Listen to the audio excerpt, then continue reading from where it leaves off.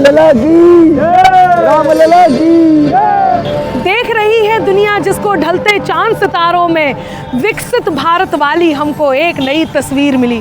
22 जनवरी 2024 एक ऐसा ऐतिहासिक दिन होने वाला है जो कहीं ना कहीं युग को बदलने वाला दिन होगा। एक ऐसा दिन जब भगवान श्री राम अपने धाम को प्राप्त कर लेंगे और श्रद्धालुओं की भीड़ अयोध्या में आने लग जाएगी। ऐसे में देश दुनिया से जो श्रद्धालु आएंगे वो कहाँ रुकेंगे, वो क्या करेंगे, उनकी सुविधाओं की व्यवस्थाएं क्या हैं, आज हम इसी बात पर चर्चा करेंगे। नमस्कार, मैं हूँ अनामिका जैन अंबर और एक बार फिर आप सबके बीच मेरे उत्तर प्रदेश, नए उत्तर प्रदेश में अयोध्या को लेकर के आई हूँ।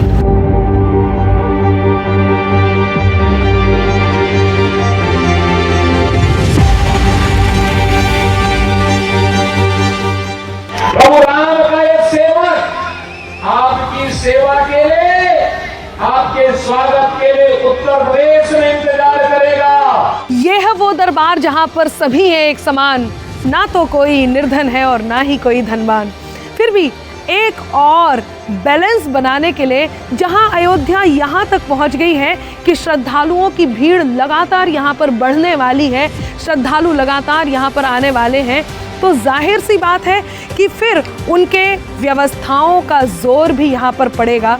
अयोध्या के सुनियोजित विकास के लिए 30,000 करोड़ रुपए आवंटित किए गए हैं। 5 सितारा होटल, कम बजट के होटल, धर्मशालाएं, मठ, गेस्ट हाउस और भी ऐसी व्यवस्थाएं हैं, ऐसे ऐसे प्रबंध हैं जो श्रद्धालुओं के लिए यहाँ पर किए गए हैं। उनके रहने की व्यवस्था, खाने की व्यवस्था, रुकने की व्यवस्था और सुचारू रूप से दर्शनों तक पहुंचने की व्यवस्थाओं को लेकर के। और सबसे बड़ी बात जो यहाँ पर की गई है वो है होम स्टे। 100 से अधिक होटल जहाँ खोले जा रहे हैं, वहीं होम स्टे पर भी जोर दिया जा रहा है। क्या है ये होम स्टे?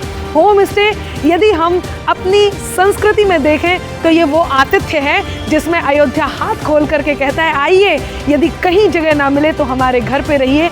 और इसको जब दूसरी दृष्टि से बदला गया है तो 500 से अधिक लोगों ने होम स्टे के लिए आवेदन दे दिया है, जिसे पास भी कर दिया गया है। लोग पेइंग गेस्ट की तरह यहाँ पर रहेंगे, होम स्टे करेंगे और अयोध्या में अपने रहने, खाने, सुचारू रूप से रहने की व्यवस्था को भी पूर्ण रूप से देख सकेंगे। जहाँ एक और यहाँ होटल्स, धर्मशालाएं, मठ, होम स्टे की व्यवस्था की जा रही है, वहीं दूसरी ओर वहाँ गोरखपुर लखनऊ हाईवे पर ग्रीनफील्ड टाउनशिप का निर्माण किया जा रहा है। क्या है ये ग्रीनफील्ड टाउनशिप? ये एक ऐसा स्थान है, ये एक ऐसी सिटी है जो 1407 एकड़ ज़मीन में विकसित की जा रही है, जिसे वैदिक सिटी के नाम से जाना जाएगा।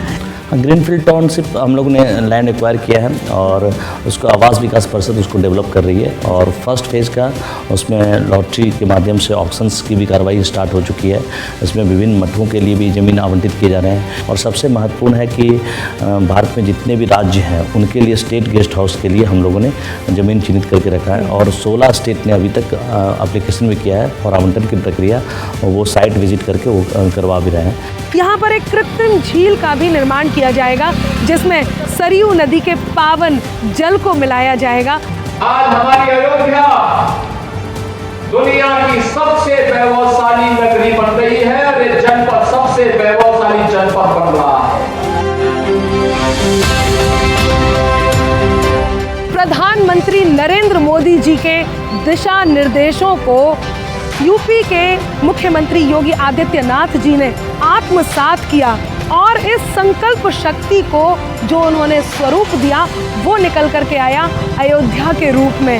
ये अयोध्या दुनिया की सबसे अनोखी अयोध्या, अपने आप में भव्य अयोध्या, अनूठी अयोध्या, जहाँ कहीं भक्ति है तो संकल्प की शक्ति है, जहाँ पूजा है, आस्था है, जहाँ हमारे हृदय की वो कामना है जो उम्मीद में ढल चुकी है, जहाँ वंदना है, जहाँ सुचिता है, जहाँ अतिशय है, जहाँ चमत्कार है, जहाँ लोगों की वो सभी व्यवस्थाएं हैं, जहाँ आकर के वो अपने दर्शनों को सुचारू रूप से कर सकेंगे। रहने की, खाने की, हर तरह की व्यवस्था के साथ साथ ये अयोध्या एक नए रंग में रंग चुकी है।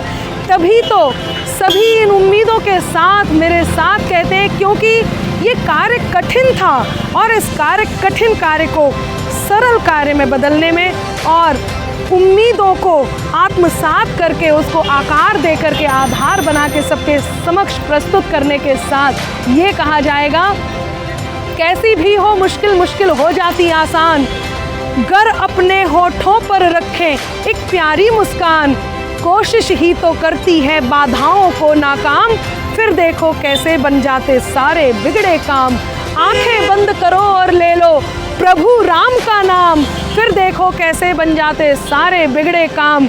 जय अयोध्या धाम, जय जय श्री राम।